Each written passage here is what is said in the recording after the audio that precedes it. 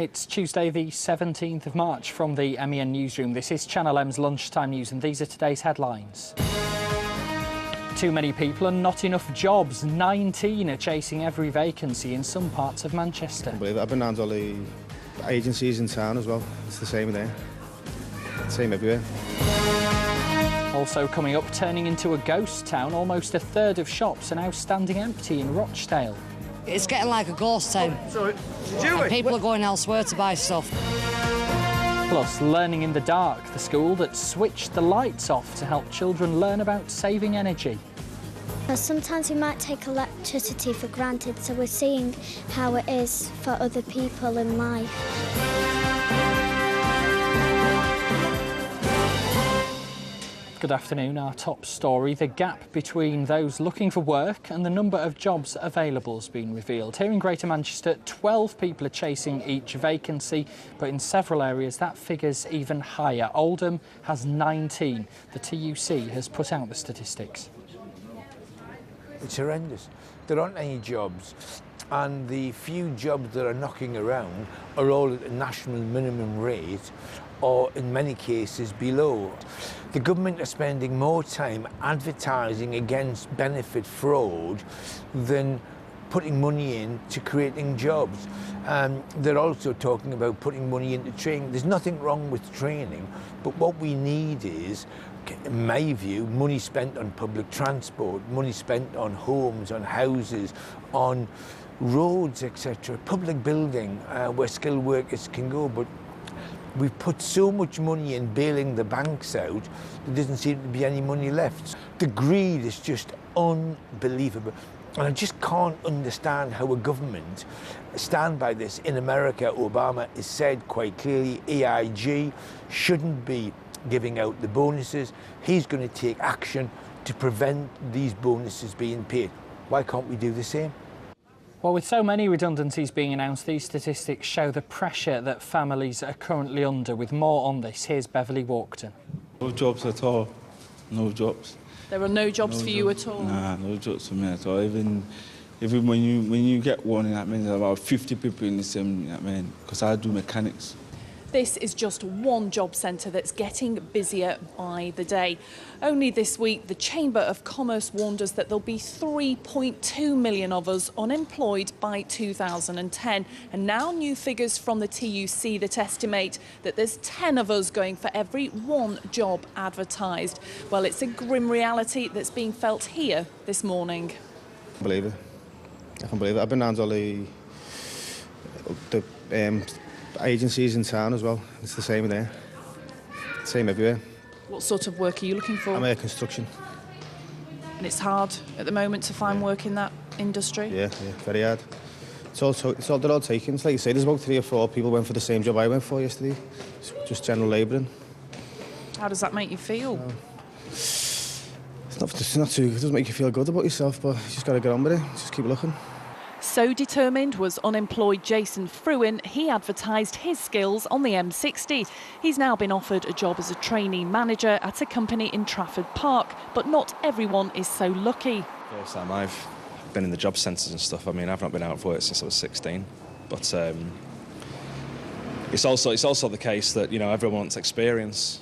And if you haven't got experience in those relevant positions, then you're not given that opportunity. So I think that's just going to grow and grow, to be perfectly honest. According to further research out this morning from Bernardo's, it's 16 and 17-year-olds who are the highest unemployed category at 30%. You can't help feel more sorry for the many families with rent or mortgages and bills to pay. Beverly Walkton for Channel M News. One of the reasons behind the growing queues at the job centres is the number of shops shutting down. In Rochdale, almost a third are now empty. It's led to the town being named one of the worst hit high streets in the country. With more on that, here's Georgia Calvin-Smith. When it comes to trade, Rochdale is suffering badly. With around 29% of stores empty, here the impact of the recession can be seen clearly, and it's been named as the 3rd worst hit retail centre in the country. The absence of Woolworths, MFI and other well-known but now defunct high street chains is glaringly apparent here. And if the big hitters are being affected, then smaller shops are no doubt also feeling the pinch. The shops that are trading here are doing so under tough conditions because high unemployment figures means that there's been a reduction in local spending power. For the people that live here, the problems faced by Rochdale's retailers are but another indication of an ailing town. No market, no shops.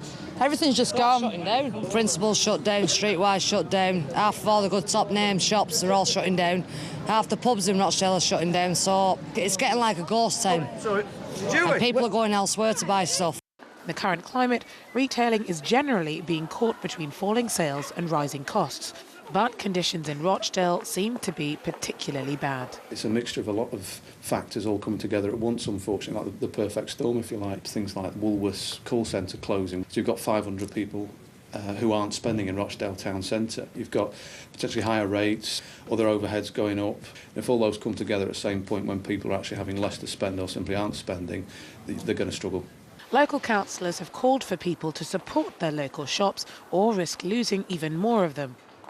To some extent, it's the past loss of some of Rochdale's more traditional stores that's made it harder for the town to attract trade. That's what I think towns like Rochdale have got to consider. What sets them apart from other areas? Why should shoppers go to Rochdale rather than go elsewhere, like your Trafford centres and Manchester city centres? Bury's got the market. A lot of people get drawn to Bury Market, with its food particularly. It's how they can build on that. And Rochdale's no different than any of those other areas. In order to breathe fresh life into a place that's quickly being branded a retail ghost town, Rochdale's recovery may well depend less on attracting big business and more on the nurture of smaller local enterprises. Georgia Calvin-Smith, Channel M News. A 19-year-old man has admitted killing mother of three Emma O'Kane. Neil McNulty from Peel Lane in Haywoods pleaded guilty at Manchester Crown Court to the manslaughter of the 27-year-old. She was hit in the neck by a shard of glass after McNulty threw a bottle into the crowded Queen Anne Hotel on Market Street in the town. He'll be sentenced on the 7th of April. A further 8 people have been arrested over last May's rioting among Rangers fans here in Manchester. Detectives have been studying CCTV footage like this for clues over who might have been involved on the night of the UEFA Cup final. 6 men and 2 teenagers are the latest to be arrested north of the border. They're being brought back here for questioning. An unexploded mortar bomb has been found in Hale. 6 houses have been evacuated, with other residents told to stay indoors. The Second World War device was found by workers clearing a house on Rivington Drive yesterday. It was only when a neighbour saw it earlier they realised it was still active. An army bomb disposal unit's been called. We'll have pictures of that in our early evening news at 5 tonight. Prosecutors have been told to get on with deciding whether to charge anyone over the death of a Greater Manchester policeman who was shot dead on a training exercise. PC Ian Terry was struck by a single shot fired by a colleague last June. With the details, here's Ben Bland. PC Ian Terry, much loved as a father and popular among his colleagues. Last summer, the 32-year-old firearms officer with Greater Manchester Police was on a routine training exercise in Newton Heath when things went horribly wrong. He was playing the part of a criminal in a getaway car when he was struck by a bullet. It emerged that he wasn't wearing body armour at the time. It's now nearly 9 months since PC Terry was shot dead, and we still don't know if anyone will be charged over his death. The Independent Police Complaints Commission investigated and passed its findings to the Crown Prosecution Service in November. The Manchester coroner, Nigel Meadows, is thought to be disappointed that it's taken lawyers so long to make a decision, and he's told the CPS they've got until the end of this month if they want to press charges. So who might be charged and with what? Firstly, the officer who actually shot PC Terry could be charged with gross negligence manslaughter. Greater Manchester Police could be charged with corporate manslaughter. And lawyers are also considering whether to prosecute GMP over alleged health and safety failings. A final decision on the charges will be made by the Director of Public Prosecutions. Meanwhile, the inquest into PC Terry's death has been adjourned until recommendations are made by the lawyers. But the coroner, Nigel Meadows, has warned that he will resume the inquest if a decision is not reached by the end of March. Ben Bland, Channel M News. It's claimed many universities want a big increase in tuition fees. Some say they'd like students to pay as much as £20,000 a year. The union that represents them's warning it'll put people off taking up courses because of the large debts they'd end up with. The Austrian man who held his own daughter captive in a secret dungeon for 24 years has arrived back in court for day 2 of his trial. Josef Fritzl again covered his face with a blue folder as he arrived. He's admitted rape and incest but denies murder and enslavement. Jurors are being shown more video evidence from Elizabeth Fritzl, who's the only witness in the case. It looks like the ban on drinking out of glasses in the centre of Manchester could soon be lifted. The City Council is to discuss changing the rules that were first brought in 8 years ago. At the moment, only plastic glasses can be taken outside. Strict rules will be drawn up, forcing restaurants and pubs to clear empties away quickly and supervise areas where glasses are used. Next, a message to Gordon Brown from supporters of the Christie. My name is Leslie Farris and I'm supporting Cash Back for Christie because Christie is an excellent hospital for those that need the care, and we desperately need this money back for people all over the country. My name is Rona Vickers and I'm supporting Cash Back for Christie's. As well as signing up in person at the world-famous hospital like Leslie and Rona there, more than 3,000 people have now signed up online calling for £6.5 million of charity cash to be handed back. It was invested in an Icelandic bank and bosses have now been told that they've not done enough to get it back under a standard compensation plan. If you'd like to get behind the campaign as well, log on via the Manchester Evening News website and follow the link there from the front page. Time now to take a look at the lunchtime sports headlines with the details. Here's Mike Bradley. James, thank you very much. Manchester United's Nemanja Vidic, he's been handed a 2-match ban following the red card received during Saturday's 4-1 defeat against Liverpool. As a result, Vidic misses the weekend's trip to Fulham and the game against Aston Villa scheduled for the 5th of April. Meanwhile, United's long-term transfer target, Lyon striker Karim Benzema, he's announced he is to stay with his current club for at least a further 12 months, thereby ruling himself out of a move, for now at least, to Old Trafford. Now, as we mentioned yesterday, Joe Royle has been appointed as the new boss at Oldham Athletic, and he's been speaking to us about what it means to be back at Boundary Park. 15 years older, half a stone, maybe a little bit more than that, heavier, but looking forward to it. You know, I love this place. I moved because the time was right, I felt, and time for a new challenge for me. But I never fell out of love with Oldham, and 2 sons living here. Looking forward to seeing a lot more of my boys.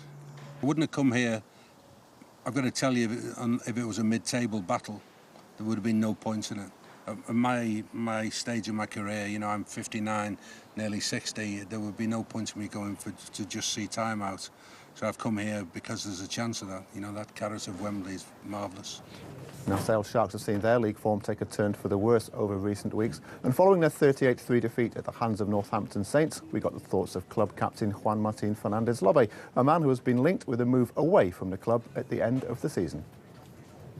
That'll be coming up a little bit later on. The Manchester Phoenix faced the Belfast Giants this evening in the second leg of the Challenge Cup final. Tony Hand's men take a slender 1-goal lead into the tie, but will need to be on better form than during Sunday's league game against the Newcastle Vipers.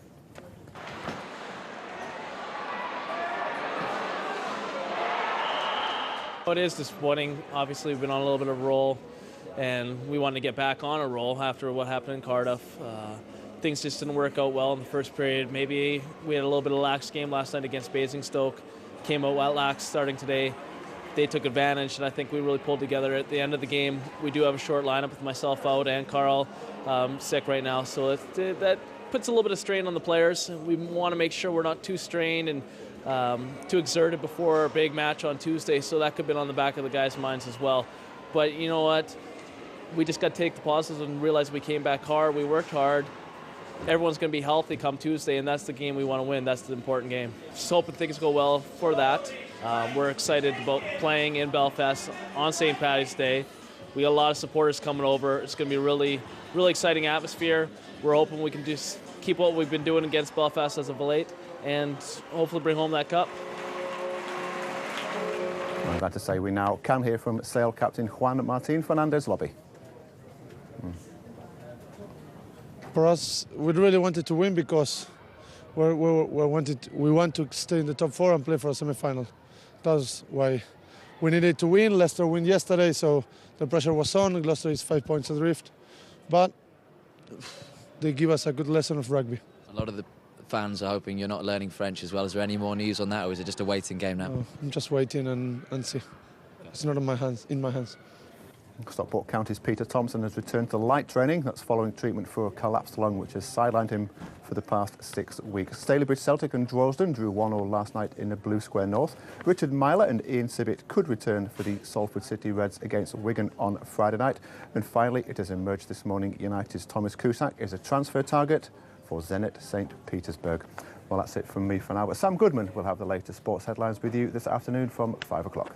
Mike, thanks very much for the update. There's plenty more ahead on the Lunchtime News. Why a school in Heaton Mersey's been plunging classrooms into darkness, and the film following families dealing with disability that's up for a prestigious award tonight. No, you're not autistic. We are. You've got something that's called Down syndrome. No, it's not Down syndrome. Isn't it? No. No, I got 4 holes in my heart. You've not got 4 bloody holes in your heart at all. You will have if I get a bloody gun and shoot you.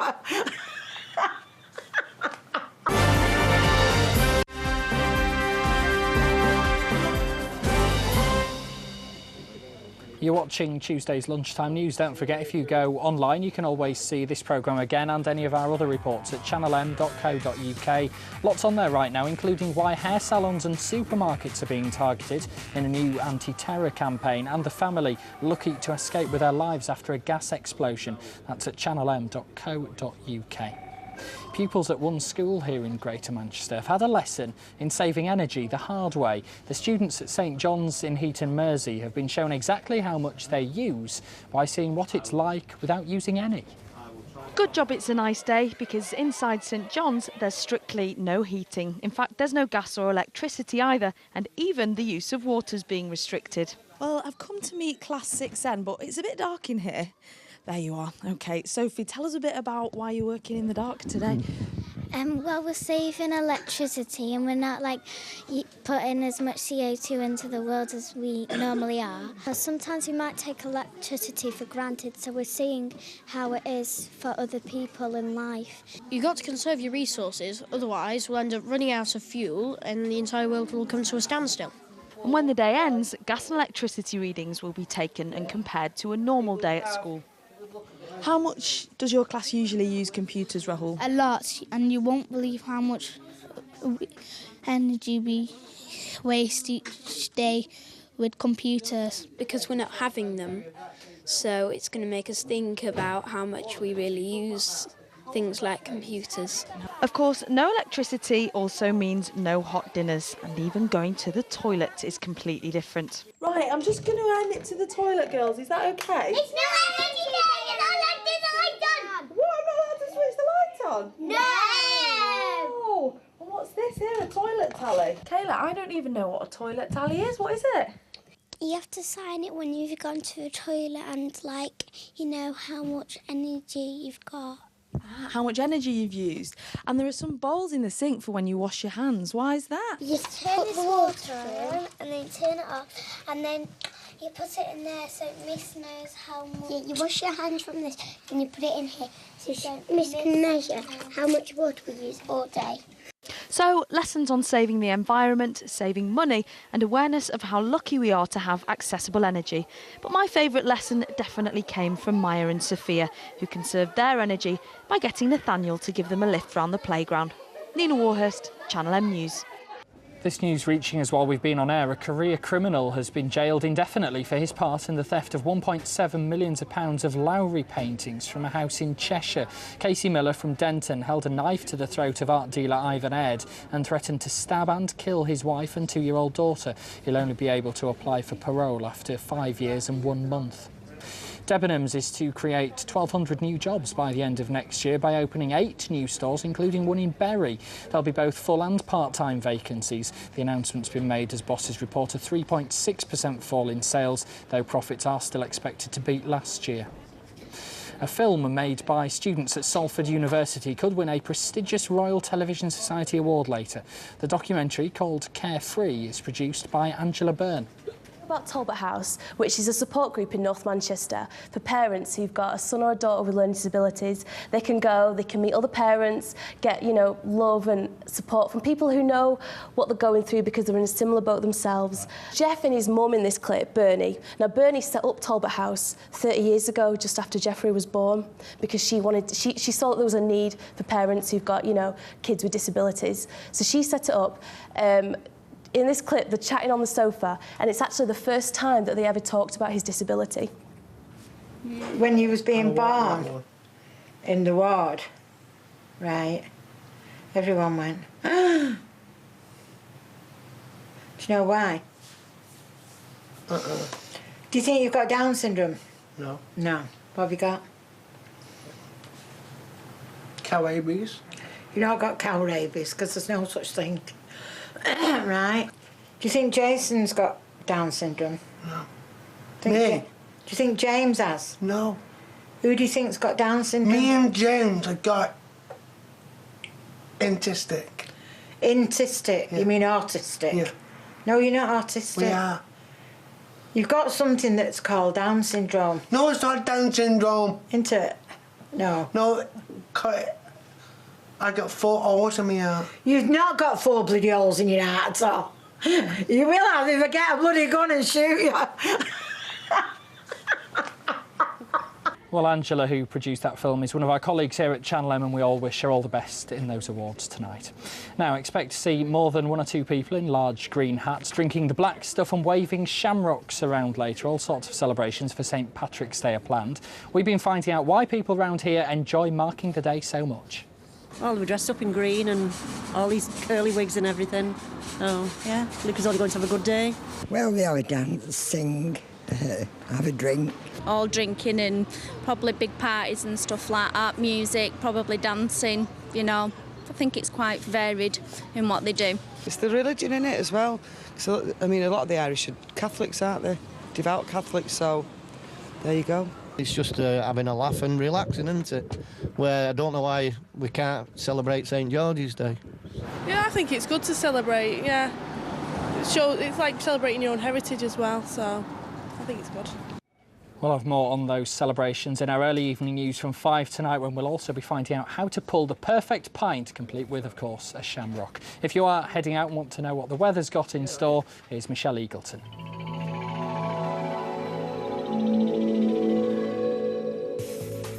Well, another lovely day across Greater Manchester. We've had some glorious weather this morning, lots of sunshine around, mixed in with just a little bit of cloud in some places. But in general, highs of 11 and 13 for most of us. So great news and a great start to the week. And later on in the week, we are going to get a bit of a mini heat wave. More on that bit later on. But that's a picture that it was this morning. Did see a little bit of cloud in some places. Not really that long that it actually stuck with us. By the midday, we did see most of that clear up, leaving really nice start to your afternoon, and it's going to stay like that for the rest of the afternoon and the evening. Dry and bright weather is expected, not a drop of rain in sight. You might even get to take your coat off, but do dig out those sunglasses, because as we get to Thursday and Friday, it's going to be really nice weather right across the region. In fact, we are going to see highs of 14 on Thursday, dropping down slightly on Saturday to 10 with a bit of cloud, but all in all, a good week.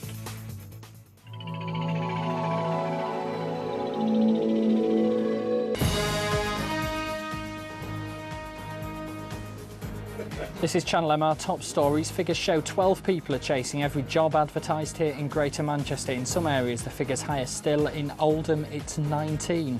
8 more people have been arrested over last summer's riots on the night of the UEFA Cup final. Damage running into millions of pounds was caused when Rangers fans went on the rampage. Those are today's headlines, and that was the Lunchtime News.